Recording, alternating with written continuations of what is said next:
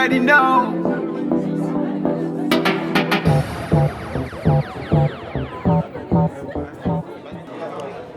Nitwa Ngendakumana Evra Benjamin, nkaba ndi Umurundi w'umutatuzi w'isanamu. Uyu mugambi ni umugambi igitabo kirimwo ibicapo n'amasanamu afashwe na kamera canke appareil photo.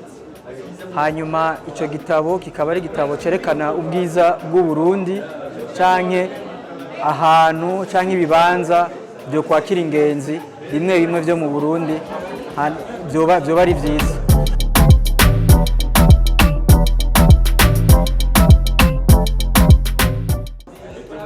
Igikorwa kuvaho catanguriye kwiyumvirirwa gushikaho igitabo gisohokeye ubu byafashe umwaka wose. Hama igice cyo kujya gufata ayo masanamu no kuyacapa byafashe ukwezi kose duharuye. Hama umwanya wasigaye mwinshi munini ni umwanya wo kujya rero kwegeranya amasanamu n'ibyo bicapo no gushobora gutunganya icyo gitabo.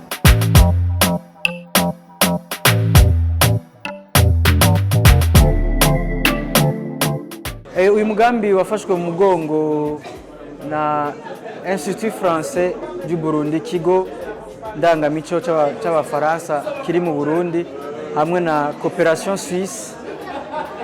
Nibaza yuko ari ngira ni ishirahamwe ry'Abaswisi, akariyo byabifashe mu mugongo kugira gishobore gukorwa. Hanyuma igice cy'ibicapo bikaba byakozwe n'umufaransakazi asanzwe acapa ibyo bitabo yitwa Sylvie. Hama igice c'amasanamu kikaba cyakozwe na jewe Evra ndi Umurundi. Nitwa Perpetuelle Miganda, nkaba nubatse mu kazi ka misi yose, nkora ibintu bijanye n'akakaranga, kandi ndi n'umwanditsi. Iki gikorwa cyakozwe n'umupfasoni yitwa Sylvie Ballester n'abandi bamufashije mu gufata nk'amafoto no mu kwandika ibi vyese. Jewe baraje baransanga aho kuri ico kibanza ndangakaranga, turamaranaho umunsi baraba ico kibanza, baraba ivyo bintu vyose bijanye n'akaranga, baraba ibintu bijanye n'imiti ya kera, ibiti vya kera, n'ukuntu abantu bari babayeho, imigenzo imwe ico nokwita marite,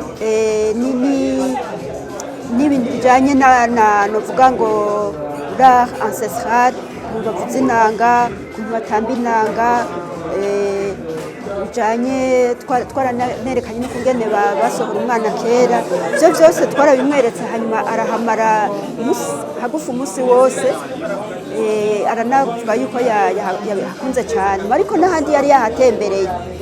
Mbwa mu nyuma rero ngira ngo kubera iyo ntererano nari natanze, bace bansaba kugira novuga editorial y'iyo carnet de voyage du Burundi.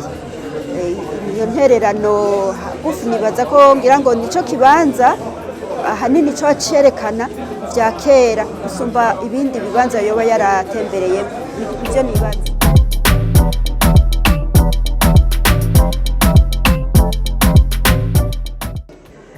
Igitabo cyofasha benshi n'abasanzwe bakora umwuga cyangwa n'abasanzwe ari Abarundi bakunda gutembera, kumenya ibibanza byiza cyangwa ibibanza bishobora kuba vyiratiro. Nibaza yuko kije congereza ku byo bisanzwe bihari, cerekana ibindi bibanza tubiravye n'irindi jisho, cyangwa tukabiraba n'ukundi kuntu, ibyo twokwita point de vue mu Gifaransa, aho tuza tubona Uburundi mu kundi kuntu cyangwa n'irindi jisho rishasha. Jewe nk'usanzwe atatura amasanamu, ndakunda gutembera cyane gose mu Burundi hagati.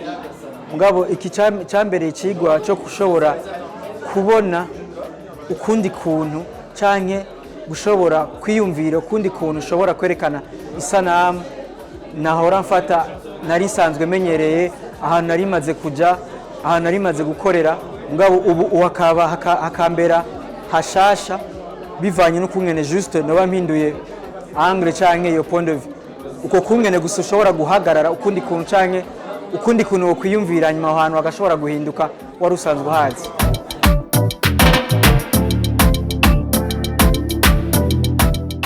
Hariho ibindi bitabo bimaze gukogwa ngaho nibaza yuko mu byo bita carnet de voyage izoba ari ya mbere ikozwe mu Burundi mugabo basanzwe hari ibindi bitabo byakozwe n'ibindi biko birakogwa canke bizokogwa bizoba biko birerekana birata ubwiza bw'u Burundi canke ibibanza by'akaranga canke ibibanza byakira ingenzi.